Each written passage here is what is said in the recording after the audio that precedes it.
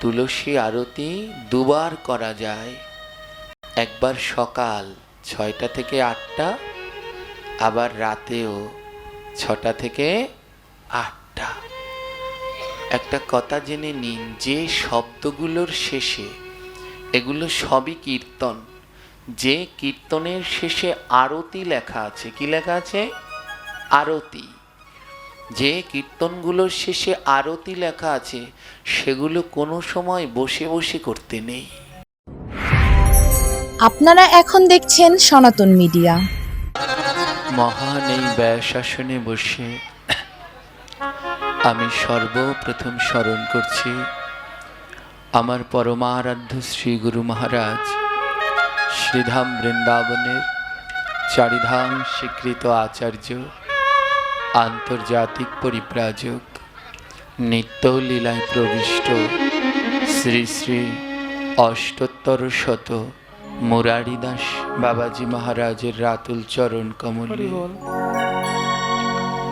তৎপর স্মরণ করছি আমার পরম গুরুদেব নিত্যানন্দ বংশোদ্ভূত বৈষ্ণব সেবার আদর্শ কুলতিলক শ্রীমন নিত্যানন্দ প্রভুর 14তম বংশ অবতার শ্রী শ্রী অষ্টোত্তর শত তিনকড়ি গোস্বামী প্রভুপাদের রাতুল চরণ কমল। তৎপর স্মরণ করছি আমার গুরু পরম্পরায় উপবিষ্ট সকল গুরুবর্গের রাতুল চরণ কমল। স্মরণ করছি আমার মাতা পিতার যুগল চরণ। স্মরণ করছি যেখানে যতেক গৌরীয় বৈষ্ণব ভক্তবৃন্দ আছেন সকলার শ্রী রাতুল চরণ কমলে। জয় নিতাই, জয় গৌর, জয় শ্রী রাধেশ্যাম, হরি বল, রাধে রাধে, জয় নিতাই, জয় শ্রী রাধেশ্যাম। তো চলুন আমরা আদ্যকার ভগবানের এই পরম পবিত্র মধুময় হরিকথায় প্রবেশ করি, যেন অপার করুণাময়ী শ্রীমতী রাধারানী আমাদের অপার করুণা কৃপা প্রেম ভক্তি প্রদান করেন। তার অপার করুণা কৃপা প্রেম ভক্তি নিয়ে আমরা যেন ভগবানের এই মহিমামৃত কথা শ্রবণ কীর্তন স্মরণ বন্দন রস আস্বাদন করতে পারি। এখানে আমি প্রথমবারের মতো পাঠ করতে আসলাম। প্রত্যেক জায়গারই কিছু আলাদা আলাদা নিয়ম সংস্কার আচরণ শিষ্টাচারের মধ্যে থাকে এবং এক এক এলাকায় এক একভাবে ভগবানের কথা শ্রবণ করতে সবাই অভ্যস্ত। অন্যরা যেমনভাবে হরিকথা সাধারণ যেমনভাবে আলোচনা হয়, আমি একটু অন্যভাবে। তার জন্যে যারা ইউটিউবে বা মোবাইলে পাঠ শোনেন তারা জানেন আমাদের একজন বাবাজি দাঁড়িয়ে পড়েছেন, সব মিউজিক বন্ধ করে দিতে হবে। কিন্তু আমি তো মিউজিক ছাড়া পাঠ করতে পারি না, আমার পাঠ করতে গেলে এটা লাগবেই লাগবে। তো সবাই শান্ত থাকুন এবং ধৈর্য ধরুন। কি বলি, সাউন্ডটা একটু কমাও। হ্যাঁ, এরা তো অভ্যস্ত না, প্যাডের বিটও কমিয়ে দিও। হরে কৃষ্ণ। তো চলুন সবাই মিলে ভগবানের সেই পরম পবিত্র মধুময় হরিকথায় আমরা প্রবেশ করি। তার আগে ধ্যান দিন, সমস্ত কিছুরই আমাদের নির্দিষ্ট একটা সময় আছে। সময় এবং নদীর স্রোত কারো জন্য অপেক্ষা করে না। যেমন ভোগারতি, ওটা কি 3টার সময় করা যায়? যায় কোনোদিন? সন্ধ্যা আরতি কি রাত্র 10টায় করা যায়? মঙ্গল আরতি কি সকাল 10টায় করা যায়? সমস্ত কিছুর আমাদের বিধিনিষেধ গ্রন্থে সব রয়েছে। আমাদের সনাতন ধর্ম হলো একেবারে সূক্ষ্ম নিয়ম কানুনে পরিপূর্ণ। এখানে সময়কে বিশেষভাবে গুরুত্ব দেয়া হয়েছে, যা অন্য কোনো ধর্মে এত নিখুঁত সময়কে গুরুত্ব দেয়া হয়নি। একেবারে নিখুঁত করে সময়কে গুরুত্ব দেয়া হয়েছে। আপনি একাদশী করবেন, ওই একাদশীর দিন যদি 10 মিনিট দ্বাদশী যুক্ত থাকে, দশমী যুক্ত থাকে, ওদিন আর একাদশী হবে? 10 সেকেন্ডের জন্যে দ্বাদশী নেই, একাদশী সারাদিন একাদশী আছে, মাত্র 10 সেকেন্ডের জন্যে দ্বাদশী যুক্ত হয়নি, ওদিন আর ব্রত হবে? হবে না। আবার যেদিনের সাথে ওই 1 সেকেন্ডের জন্য একাদশী যুক্ত হয়েছে, সারাদিন দ্বাদশী, একাদশীর চিহ্ন নেই, 1 সেকেন্ড আছে, কিন্তু সেই দিনই ব্রত করতে হবে।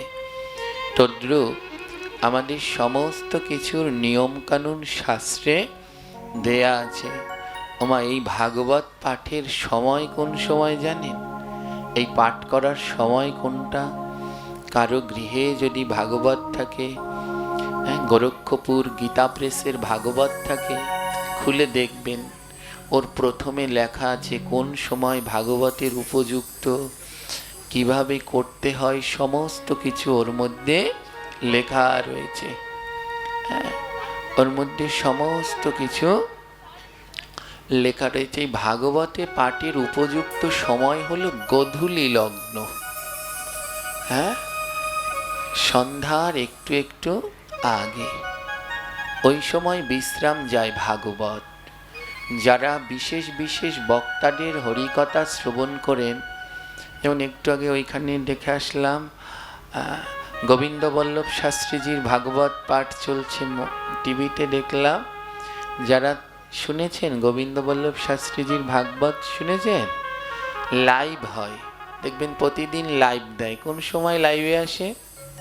ঠিক 4টার সময়।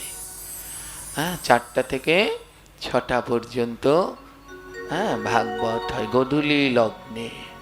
এটাই হলো ভাগবত পাঠের উপযুক্ত সময়, গোধূলি লগ্ন।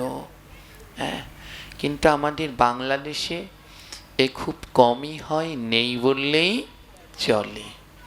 কিন্তু তাও একটা নিয়মের মধ্যে আমাদের আবদ্ধ হওয়া একান্ত কর্তব্য। আমাদের ব্যাধি হয়ে দাঁড়িয়েছে, যেখানে 6টা থেকে 7টার মধ্যে ভাগবত পাঠ বিশ্রাম দিতে বলেছে, সেখানে আমাদের এখনো সেই সময় ভাগবত পাঠ শুরুই হয় না। 10টা বাজতে আর 20 মিনিট বাকি আছে। ধ্যান দিন। বললেন ওই সময় যদি না পারো, 10টার পরে ভাগবত সেবা, ভগবান, এই যে ভাগবত পাঠ, এটা কিন্তু একটা সেবা, এগুলো সম্পূর্ণ নিষিদ্ধ। আর সেখানে আপনাদের এই এক জায়গার দোষ না, এ সমস্ত জায়গায় ক্যান্সারের মতো ছড়িয়ে পড়েছে। এ সারানো বড় মুশকিল। কিন্তু আপনারা একটু সচেতন হন। প্রায় জায়গাগুলোতেই এখন এই 10টা, 9:30 না বাজলে আর ভাগবত শুরু হয় না। ঘরে বসে থাকি আমরা, মায়েরা ঘরে বসে থাকে, আরেক পর্ব সিরিয়াল দেখি, তারপরে যাব।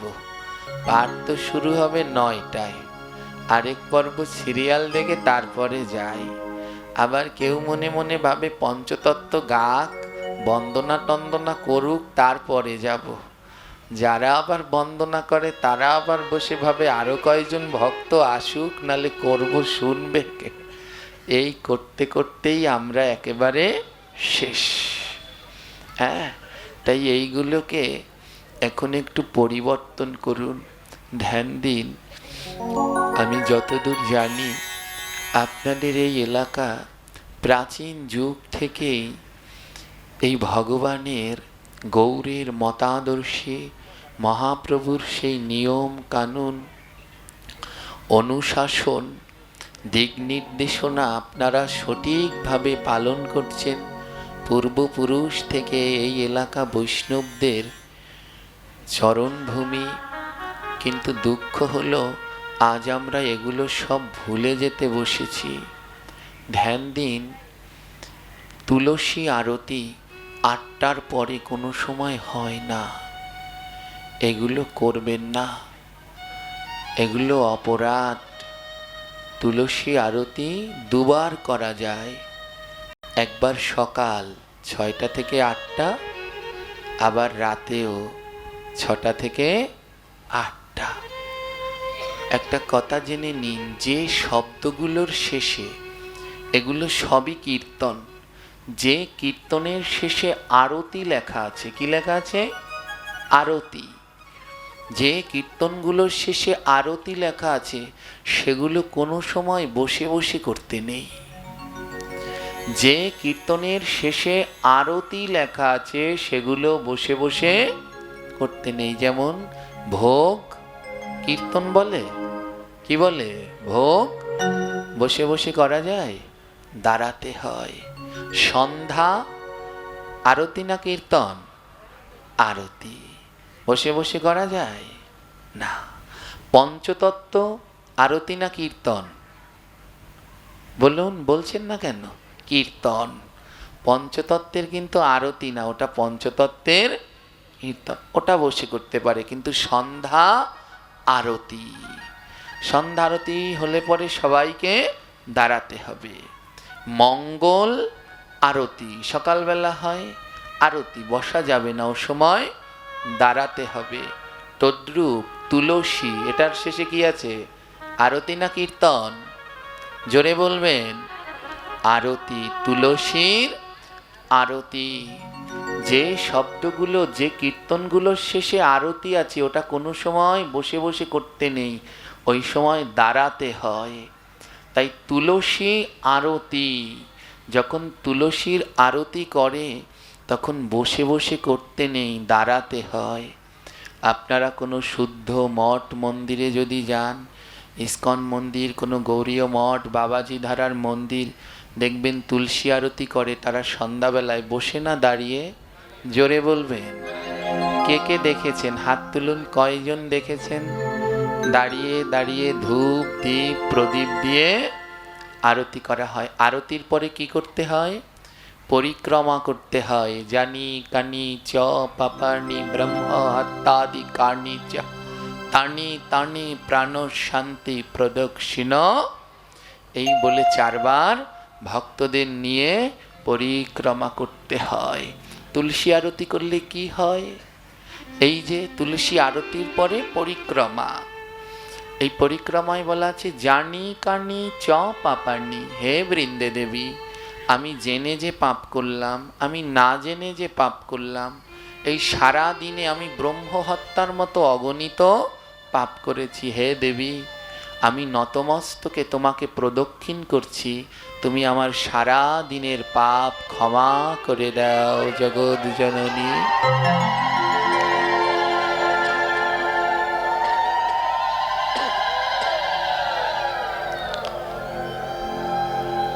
এই যে একটু আগে কীর্তন করলেন, লাইনের এই লাইনগুলো এখন আর গায় না, কিন্তু খুব ভালো লাগলো। সত্যযুগে এই বৃন্দা দেবীর নাম ছিল কি?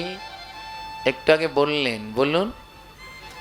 সত্যযুগে সত্যবতী, ত্রেতা যুগে তারাবতী, হ্যাঁ মালাবতী। ত্রেতা যুগে এনার নাম ছিল গিয়ে, এনারা 2 বোন ছিল, দেবা, হ্যাঁ, বেদবতী। কুশধ্বজের কন্যা ছিল বেদবতী, আর ধর্মধ্বজের কন্যা ছিল তখন তুলসী, অনেকে বলে মালাবতী। বলুক, এই বেদবতী পরবর্তী জন্মে, থাক ওটা, ওদিকে যাচ্ছি না আমরা। তো ইনি সত্যযুগের দেবী, ইনি ত্রেতা দাপর অন্য অন্য যুগে তো ছিলেনই, সত্যযুগেও ইনি ছিলেন, কলিযুগেও ইনি এসেছেন। কলিযুগে এনার নাম হলো মুকুন্দ কবিরাজ। আমরা বলি খণ্ডবাসী নরহরি মুরারি মুকুন্দ। এই মুকুন্দ কবিরাজ ইনি ছিলেন সেই সত্যবতী তুলসী, মালাবতী, বেদবতী, ইনি কলিযুগে মুকুন্দ কবিরাজ হয়ে এসেছেন, 4 যুগেই এসেছেন। তো ইনি হলো সত্যের দেবী। তাই আমাদের সত্যযুগ, এই দিনের ভিতরে 2 বার সত্যযুগ বিরাজ করে। কয়বার? এই 24 ঘন্টায় 2 বার সত্যযুগ ঘুরে ফিরে আসে। একবার হলো সকালবেলা, আরেকবার হলো সন্ধ্যাবেলা। দেখবেন সন্ধ্যাবেলায় আপনি চাইলেও মিথ্যা বলতে পারবেন না। আর যদি একটা মিথ্যা বলে ফেলেন, পাশে একজনে বলবে, এই সন্ধ্যাবেলায় এত বড় মিথ্যা বলতে পারলি। সকালবেলা ঘুম থেকে উঠে আপনি চাইলেও মিথ্যা বলতে পারবেন না, কেমন মুখ আটকে যাবে, সকালবেলায় মিথ্যাটা বলবো। কারণ ওই সময় সত্যযুগ বিরাজ করে, ওই সময় মিথ্যা বলা যায় না। তাই এই তুলসী আরতি ওই সকাল আর সন্ধ্যা, এই 9টার সময়, 8টার পরে, 9:30, এই সময় তুলসী আরতি করবেন না। এতে পুণ্যের থেকে অপরাধ হয়ে যাবে মা। বলে বাবাজি যদি না পারলাম তাহলে জয় তুলসী বলে স্মরণ করুন। যখন আমরা পঞ্চতত্ত্ব গাওয়ার সময় পাই না, তখন ওই রাধা মাধব গেয়ে জয় পঞ্চতত্ত্ব, জয় তুলসী দেবী এটা বলে স্মরণ করা হয়। কিন্তু ধ্যান দিন, আমাদের এই বিধিবিধানগুলো পালন করা একান্ত কর্তব্য। তুলসী আরতির পরে পরিক্রমা করতে হয়, বসে নয়, দাঁড়িয়ে দাঁড়িয়ে করতে হয়। হ্যাঁ, তুলসী মহিমামৃত বলে একখানা গ্রন্থ আছে। এই গ্রন্থের মধ্যে লেখা আছে, বসে বসে তুলসী আরতি করলে যেই পাপ হয়, আর সুরাপান করলে সেই পাপ হয়। সুরা মানে বোঝেন? বলুন তো কি? হ্যাঁ, বসে বসে তুলসী আরতি করলে যা হয়, আর সুরাপান করলে সেই পাপ হয়। তাই কোনো সময় তুলসী আরতি বসে বসে করবেন না। সন্ধ্যা আরতির নিয়মে এটা আমি পাইনি, মঙ্গল আরতিতেও বলেনি, কিন্তু তুলসী আরতির ভিতরে খুব জোর দিলেন, কারণ তিনি ভক্তির দেবী।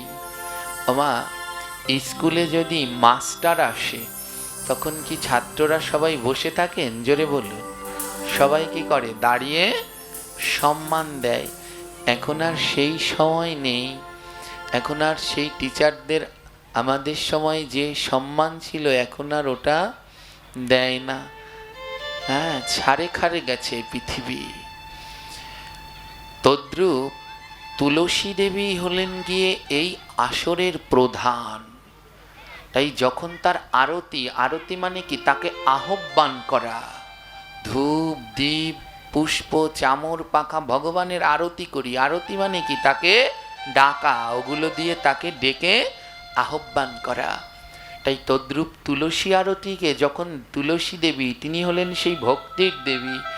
স্কুলে যদি ছাড় আসে, আমাদের পড়াশুনোর ছাড় যদি ক্লাসে ঢুকে, তাহলে আমরা বসি না, সবাই মিলে দাঁড়িয়ে পড়ি।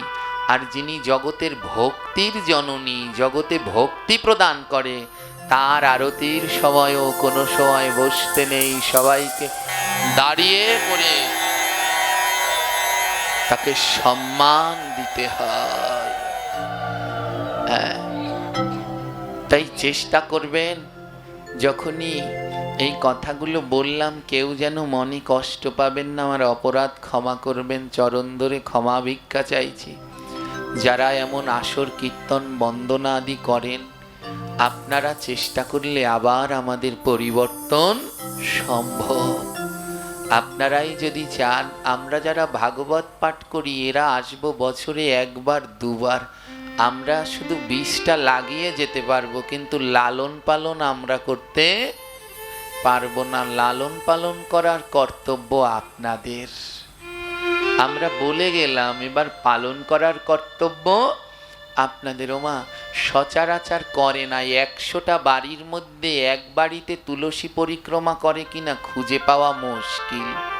সন্ধ্যাবেলায় তুলসী আরতি করে যে পরিক্রমা করে, 100টা বাড়ি ঘুরলে 1 বাড়ি করে কিনা সন্দেহ আছে। তাই যখন একটু পাঠ কীর্তন হয়, তখন এদের দিয়ে একটু করান। তখন বৃন্দা দেবীকে মধ্যখানে রেখে সবাই মিলে একটু পরিক্রমা করুন। এই যে 4টা খুঁটি দিলেন, এই আঙিনায় যে 4টা খুঁটি দিলেন এই কীর্তনের আসরে, কেন দিলেন? এ 4টা দেওয়া লাগলো কিসে জানেন? এগুলো এর প্রত্যেকটার তত্ত্ব আছে। এই 4টা খুঁটি ধর্ম, অর্থ, মোক্ষ, কাম 4 বর্গের প্রতীক। সত্য, ত্রেতা, দাপর, কলি 4 যুগের প্রতীক। এটাকে পরিক্রমা করে কেন? মধ্যখানে বৃন্দা দেবীকে রেখে 4 পাশ পরিক্রমা। এই নাম কীর্তনের পরে যখন দধির হাড়ি ভাঙে না, তখন এইটা পরিক্রমা করে না, মধ্যখানে পরিক্রমা করে। এই খুঁটির 4 পাশ দিয়ে পরিক্রমা করে কেন? এই 4 খুঁটির মধ্যে সত্য, ত্রেতা, দাপরের সবাই রয়েছে। এই 4টা খুঁটি পরিক্রমা করলে সত্য, ত্রেতা, দাপর, কলি 4 যুগে যারা যারা এসেছে সবাইকে পরিক্রমা করা হয়ে যায়।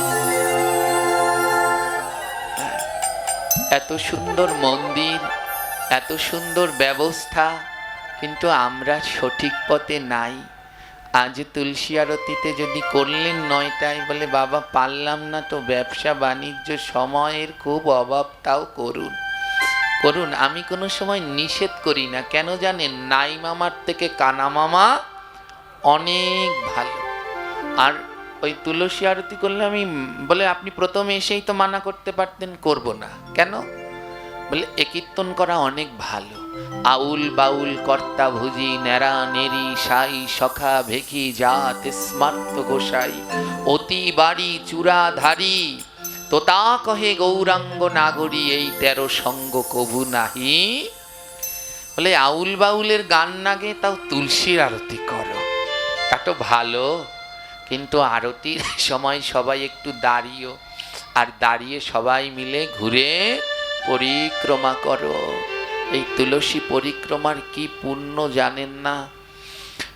একটুখানি বলছি, পাঠ শুরু করছি, তার আগে একটুখানি বলছি, মা শুনুন। তুলসী পরিক্রমা করলে কি হয় দেখি নাকি এই বেদিটাকে ছাড়ানো যায়, চেষ্টা করি।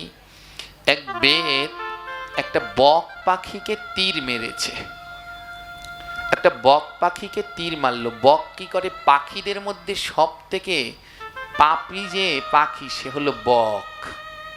ওর খাবার কি? সারা জীবনও মাছ ছাড়া কিছু খেতে পারে। এর জন্য একে বলে বক ধার্মিক। এর জন্য কি বলে? বক ধার্মিক। বক কি পোশাক পরে? সব সময় সাদা পোশাক পরে, ধবধবে সাদা, কিন্তু মাছ ছাড়া একবেলাও চলতে পারে না। হ্যাঁ, তো একটা বক ও সারাদিন মাছ খায়, একাদশী দ্বাদশী কোনো কিছুই মানে না। হ্যাঁ, এক বেদ ওকে তীর মারলো। তো তীর মারার সাথে সাথেই পাখিরা দেখবেন মরে না, মরতে একটু সময় লাগে। বকটা উঠতে লেগেছে, উঠতে লেগেছে। এবার এক গৃহস্থ বাড়ির উঠানে ছিল বৃন্দা দেবীর মঞ্চ। এবার বকটা কি করছে? ও তো মারা যাবে, তীরটা বেঁধে ওরকম পাক খাচ্ছে, কিন্তু ভাগ্যক্রমে যে পাক খাচ্ছে ওর মধ্যখানে ছিল বৃন্দা দেবী। হ্যাঁ, বকটা কি করলো? 4 বার বৃন্দা দেবীকে প্রদক্ষিণ করার ফলে ওর কি ভাগ্য!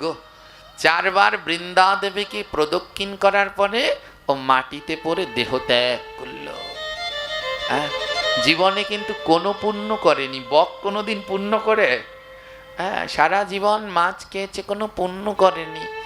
4 বার বৃন্দা দেবীকে পরিক্রমা করে মাটিতে পড়লেন, আর মাটিতে পড়ে দেহ ত্যাগ করলেন। বিষ্ণুদূত আর যমদূত 2 দল আসলো। বকটা ওমা এ জগতে সবার আত্মাকে নেয়ার জন্যেই আসেন। যমদূত এসেছে নে মহাপাপী, পূর্বজন্মে মহাপাপ করেছে, তাই বক হয়ে জন্মেছে, আমরা একে নরকে নিয়ে যাব। বিষ্ণুদূত বলল দাঁড়াও, এ নরকে যাবে না। বলে কেন এ নরকে যাবে না? এই সারা জীবন পাপ করেছে। এ আগের জন্মে কি পাপ করেছে জানো? বলে যত পাপ করেছে সব পাপের খণ্ডন হয়ে গেছে। বলে কিভাবে? এই সারা জীবন এত পাপ করলে খণ্ডন হলো কি করে? বলে মৃত্যুর আগে 4 বার বৃন্দা দেবীকে প্রদক্ষিণ করে বৃন্দা দেবীর সম্মুখে দেহ রেখেছেন।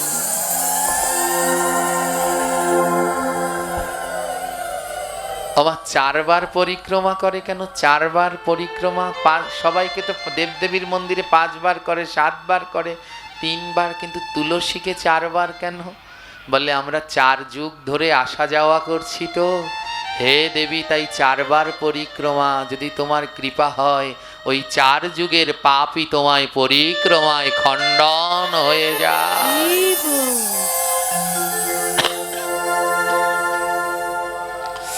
বিষ্ণুদূত বললেন, হে যমদূতগণ, এ 4 যুগের পাপীও যদি হয়, 4 বার বৃন্দা দেবীকে পরিক্রমা করে বৃন্দা দেবীর সম্মুখে দেহ রেখেছে। ওমা, মরলে পরে আমাদের মাতার কাছে কি গাছের ঠাল রাখে? আম গাছ, জাম গাছ না তুলসী বৃক্ষ? কোনটা রাখে? তুলসী। আরেকটা কথা বলি, আমকে বলে গাছ, জামকে বলে গাছ, হ্যাঁ, কত রকমের, এগুলো সব গাছ। তুলসীকে গাছ বলে না কেন? তুলসীকে কি বলে? বৃক্ষ বলে কেন? তুলসীকে বলে বৃক্ষ, ওটার শেষে গাছ না, ওটা হলো বৃক্ষ। বটকে কি বলে? বট বৃক্ষ, ওটাকেও গাছ বলে না। বৃক্ষ কেন জানেন?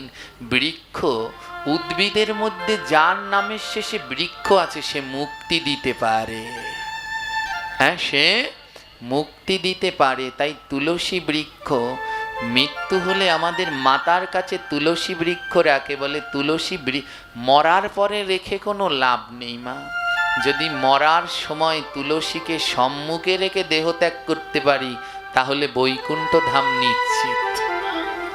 হ্যাঁ, আমরা কি করে মরলে পরে মানুষের বুকে গীতা দেয় না, লাভ নেই। মরলে পরে দিয়ে কি হবে? মরলে পরে দেহটা অপবিত্র, এটাকে ছুলেই নেওয়া লাগবে। গীতা যদি জীবিত থেকে জীবিত অবস্থায় বুকে নিয়ে মরতে পারে তাহলে সে ভগবান ধাম গমন করল। বিষ্ণুদূতগণ বললেন নিতে পারবে না। যমদূত বলছে এ 4 যুগের পাপী, এই বকটা 4 যুগ ধরে পাপ করেছি, 1 যুগের না। বিষ্ণুদূত বললেন, শোনো, কেউ যদি 4 বার বৃন্দা দেবীকে পরিক্রমা করে 4 যুগের পাপ তার খণ্ডন হয়। ওমা, এই হলো বৃন্দা দেবীর। মনে চায় যে আজ তুলসী সম্বন্ধেই পাঠ করি। এনার যে কত মহিমা, অনন্ত অনন্ত দিন আলোচনা করলেও শেষ হবে না। তাই বৃন্দা দেবী যখনই আপনারা যারা এই আসর বন্দনা কীর্তনাদি করেন, এত সুন্দর লাগলো, মনে চায় আপনাদের কীর্তন শুনি আমি, এত সুন্দর লেগেছে। কি যেন বন্দনায় একটা সুর দিলেন, একটা, হ্যাঁ, কি যেন বললেন, খুব সুন্দর লেগেছে, নতুন শুনেছি, অপূর্ব। আর যারা কীর্তন করেছেন তাদের কণ্ঠ তো অপূর্ব। আর এই যে মৃদঙ্গ বাজাচ্ছে যে বাবা, এর হাতে তো স্বয়ং ভগবান আছেন, খুব সুন্দর। হ্যাঁ, তো আপনাদের কাছে একটা করজোরে অনুরোধ রইল, আপনারা একটু পরিবর্তন করুন। বৃন্দা দেবীর আরতি হলে সবাইকে বলবেন দাঁড়ান, সবাই মিলে দাঁড়িয়ে মধ্যখানে রেখে সবাই মিলে পরিক্রমা করবেন। মন্দির পরিক্রমা হলো বৃন্দা দেবীকে পরিক্রমা হয়ে গেল। হ্যাঁ, বাড়িতে কিন্তু এই সুযোগ পাবেন না। আপনার বাড়িতে এমন নাট মন্দির, এটার নাম হলো নাট মন্দির, এটাকে কি বলে? আর ওইখানে যে ভগবান আছে ওটাকে কি বলে? ওটা হলো গর্ভ মন্দির, ওটা হলো। আর এটাকে বলে, জানেন কোনটার ক্ষমতা বেশি, এইটার না ওইটার? কোনটার ক্ষমতা বেশি, নাট মন্দিরের না গর্ভ মন্দিরের? এই নাট মন্দিরের ক্ষমতা বেশি। গর্ভ মন্দিরে ভগবান থাকেন কিন্তু তাও তার অত ক্ষমতা নেই। বলে এ মন্দিরে এমন কি আছে? বলে এই নাট মন্দিরে যা আছে গর্ভ মন্দিরে তা নেই। বলে কি আছে? বলে এই নাট মন্দিরে ভগবান এবং ভক্ত দুইয়ের চরণধুলি আছে। ভগবান এবং ভক্ত দুইয়ের চরণধুলি এই নাট মন্দিরে পাবেন, কিন্তু গর্ভ মন্দিরে পাবেন না। পাবেন কি?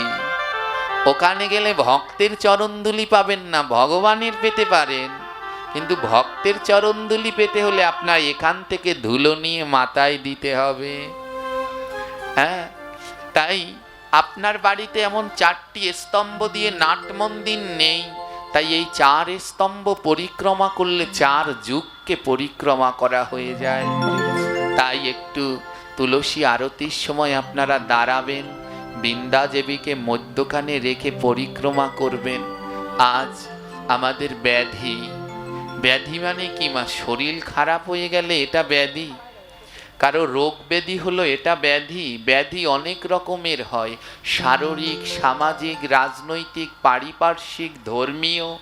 আজ আমাদের ধর্মীয় ব্যাধিটা হয়ে গেছে কি, ভাগবত শুরু হলে 9টা 9:30টার নিচে শুরু হবে না, এটা আমাদের একটা ধর্মীয় ব্যাধি হয়ে গেছে।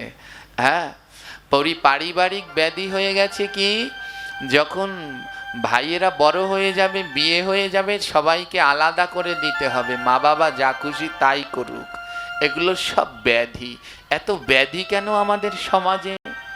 আমি মাঝে মাঝেই একটা কথা বলি, বিধি যে মানে না, ব্যাধি তাকে ছাড়ে না। বিধি বড় বলবান, হও সবাই সাবধান। আজ আমাদের এত ব্যাধি কেন? কারণ আমরা বিধিকে পালন করছি। শাস্ত্রে বললেন, বসে বসে তুলসী আরতি করা আর সুরাপান। ওমা, সুরাপান করলে কোনোদিন মাথা ঠিক থাকে? মাথা গন্ডগোল হয়ে যায়। দেখেন মাতালরা কেমন করে। তাই আমরা আসলাম যেখানে ভগবানের কথা শ্রবণ করে মাথাটা ঠিক থাকতে, কিন্তু হয়ে গেল গন্ডগোল। এর জন্যে মহাপ্রভু বললেন, জীব নামে তরে, নামে মরে। নাম শ্রবণ করলে যেমন তরে, আবার নাম শ্রবণ করলে মরে। হ্যাঁ, এবার প্রশ্ন হলো, বাবা এ কেমন? হ্যাঁ, এই ভাগবতে এসে একদল তরে যাবেন, উদ্ধার হবেন, আরেক দল ভাগবতে এসে পাপে মরবেন, পাপ হবে। বলে কি কথা? বলে এই যে তুলসী আরতি এখনো আমরা সেই বসে বসে করে মরছি পাপে, আর দাঁড়িয়ে দাঁড়িয়ে করলে তরতে পারবো। তাই সবার চরণে অনুরোধ রইল, আপনারা তুলসী আরতির সময় দাঁড়াবেন এবং সবাই মিলে পরিক্রমা করবেন, যেন বৃন্দা দেবীকে পরিক্রমা করে আমরা জন্মের জন্মের পাপ থেকে উদ্ধার হতে পারি।